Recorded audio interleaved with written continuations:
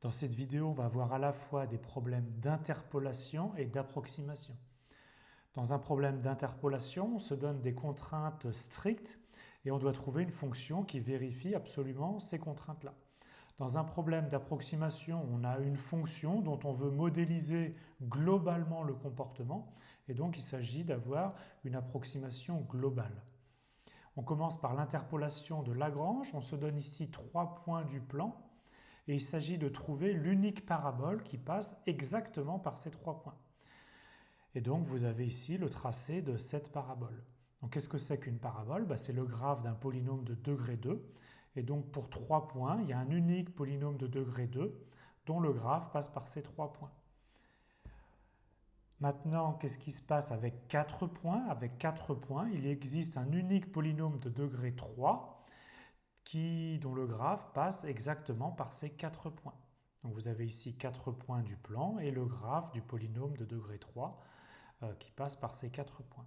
Si vous avez 5 points du plan, il existe un unique polynôme de degré 4, donc à chaque fois un de moins, qui passe exactement par ces 5 points, etc. Je reviens un petit peu sur notre configuration avec 4 points.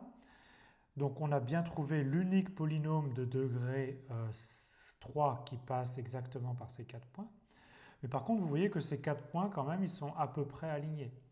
Donc quand on voudra parler d'approximation, vous voyez qu'ici, qu'on pourrait trouver une droite qui passe presque par ces 4 points. Donc ça, ce sera les problèmes d'approximation. Alors que l'interpolation, on veut que le graphe passe exactement par ces 4 points, mais vous voyez que dès qu'on s'éloigne un petit peu de nos points, le comportement en fait est très différent du comportement d'une droite.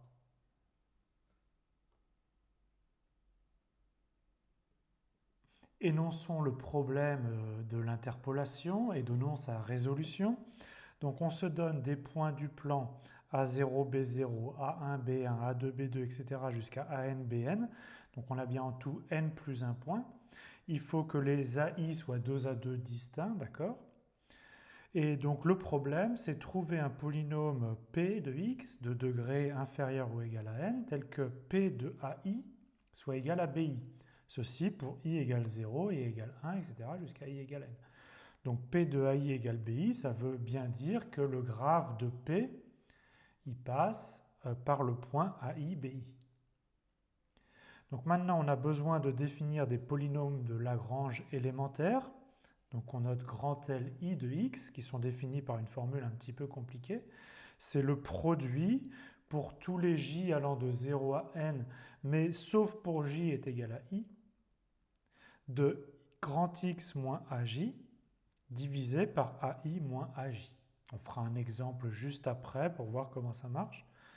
Donc on fait x moins a0 divisé par ai moins a0 fois x moins a1 divisé par ai moins a1, etc. etc. Sauf qu'on ne fait pas ai moins ai, d'accord? Parce qu'on a dit que j doit être différent de i. Et maintenant, une fois qu'on a défini ces polynômes de Lagrange pour i égale à 0, donc jusqu'à n, l'unique polynôme de degré plus petit que n, tel que P de AI égale BI, donc l'unique polynôme de degré inférieur ou égal à n qui vérifie notre problème, c'est le polynôme P de x défini comme la somme pour i variant de 0 à n de BI fois LI de x. Donc LI de x, c'est notre polynôme élémentaire de Lagrange numéro i. Et BI, c'est quoi BI? BI, c'est la valeur qu'on veut en AI. Donc les polynômes de Lagrange, en fait, on les définit uniquement avec les abscisses de nos points. Et par contre, pour trouver le bon polynôme d'interpolation de Lagrange, on a besoin de la valeur, donc de l'ordonnée de nos points. Et donc on fait la somme des BI fois LI de x, et ça c'est notre solution. Et regardez, à chaque fois c'est des polynômes de degré n, et donc la somme est aussi un polynôme de degré n.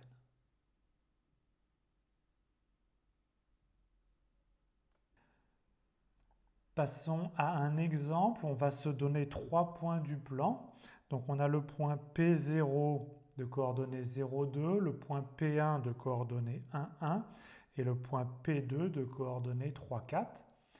Et donc, par le théorème d'interpolation de Lagrange, on sait qu'il existe une unique parabole, donc une unique courbe polynomiale de degré 2, qui passe exactement par ces 3 points. Et donc maintenant, on va la déterminer.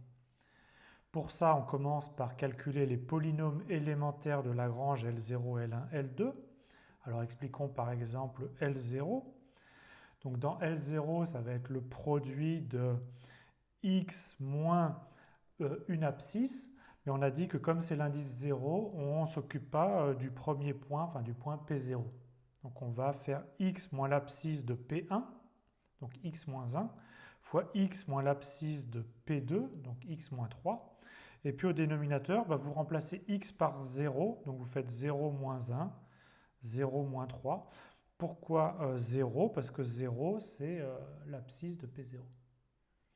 Donc au dénominateur, en fait, vous avez 3. Donc vous avez en fait un facteur 1 tiers, et puis vous pouvez développer l'expression x-1, x-3 pour obtenir ça. Donc on a calculé L0, on fait la même chose avec L1. Donc L1, on va avoir tous les indices sauf l'indice numéro 1. Donc on fait x moins l'abscisse de P0 fois x moins l'abscisse de P2, donc on a évité P1. Et puis on divise par l'abscisse de P1, donc 1, 1 moins 0, 1 moins 3. Donc on a remplacé le x du dessus par l'abscisse de notre point P1. On développe et on obtient moins 1,5 de x carré moins 3x. Et pour L2, on fait tout sauf l'indice numéro 2 et on obtient celui-là. Et maintenant, tout simplement, le polynôme de Lagrange, c'est 2 fois L0 plus 1 fois L1 plus 4 fois L2. Qu'est-ce que c'est que le coefficient 2? C'est l'ordonnée de P0. Qu'est-ce que c'est que le coefficient 1? C'est l'ordonnée de P1. Qu'est-ce que c'est que le coefficient 4? C'est l'ordonnée de P2. Donc 2L0 plus 1 fois L1 plus 4L2, on avait calculé L0, L1, L2. Et donc, après calcul, P de x, c'est 1 sixième de 5x carré moins 11x plus 12. Évidemment, on n'aurait pas pu le deviner comme ça. Et donc, après, on trace son graphe et effectivement, ça passe par nos 3 points.